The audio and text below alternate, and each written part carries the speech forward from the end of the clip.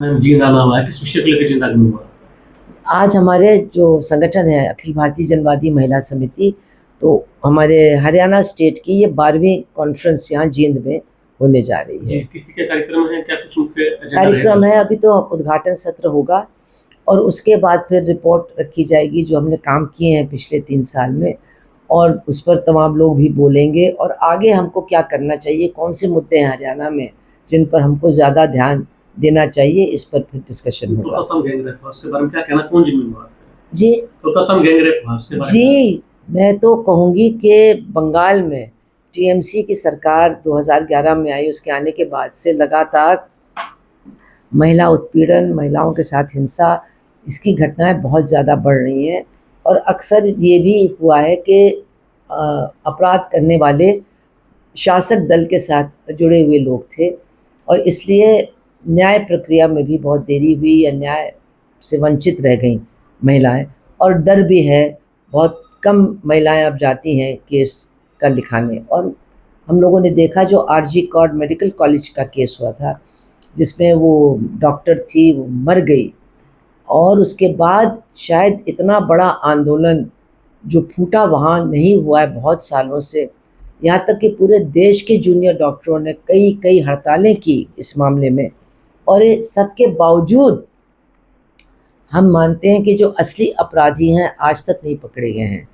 एक उन्होंने जो कच्ची नौकरी वाला एक सिक्योरिटी का वहाँ पर था, हॉस्पिटल की सिक्योरिटी में नहीं, स्टेट की, वो वहाँ कैसे रहता था, कैसे उसका आना-जाना था, कैसे उसको खुली छूट मिली हुई थी। इसमें निश्चित रूप से हॉस्पिटल के प्रशासन का हाथ है, डायरेक्टर का हाथ है। डायरेक्टर बहुत करप्ट है, उसका ट्रांसफ़र भी 2 बार हो चुका है, लेकिन सरकार ने हमेशा उसको बचाया है। क्या मामला था इसके पीछे? किस तरह से उसको टारगेट करके मारा गया? उसके साथ पहले तो कहा गया रेप नहीं हुआ, फिर बाद में हुआ, कहा गया। तो जब इतने आंदोलन के बाद भी पूरी तरह से न्याय नहीं मिलता है एक पीड़ित महिला को, तो फिर और लोग आगे आने में भी घबराते हैं, डरते हैं। उनके परिवार वाले तो बिल्कुल ही तैयार नहीं होते हैं, और अपराधी, ख़ास तौर से वो अपराधी जो शासक दलों के साथ जुड़े हुए होते हैं, उनके हौसले बहुत ज़्यादा बुलंद रहते हैं।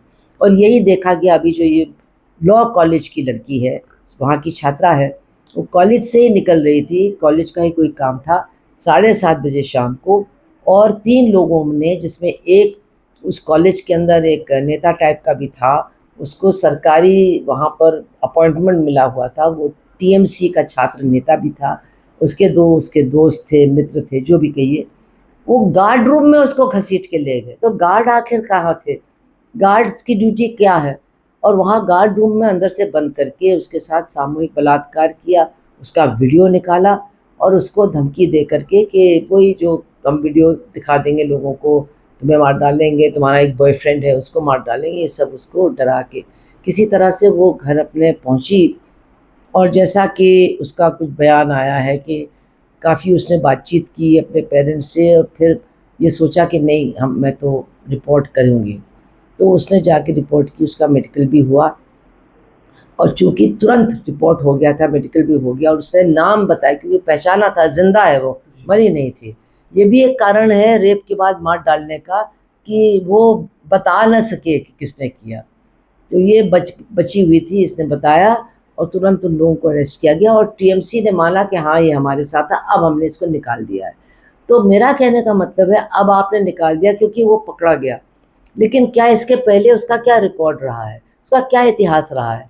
इस तरह का जघन्य अपराध अपने ही कॉलेज की एक छात्रा के साथ वो तभी कर सकता है जब उसको पूरा ये अ, विश्वास हो कि मेरे साथ कुछ नहीं होगा, और ये भी हो सकता है कि इसके पहले भी उसने इस तरह के अपराध किए हैं।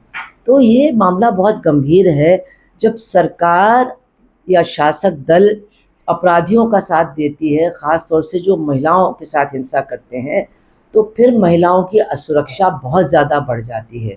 और ये कलकत्ते में ये जो एक घटना इतनी जल्दी उस बड़ी घटना के बाद हुई है, ये बताता है कि अपराधियों के हौसले अब भी बहुत बुलंद हैं और इस तरह के जघन्य अपराध आज भी हो रहे हैं। हर खबर का मतलब ब्रेकिंग न्यूज नहीं, हर बहस का मतलब हंगामा नहीं। हरियाणा की हर पल की खबरों के लिए देखते रहिए हरियाणा बुलेटिन न्यूज।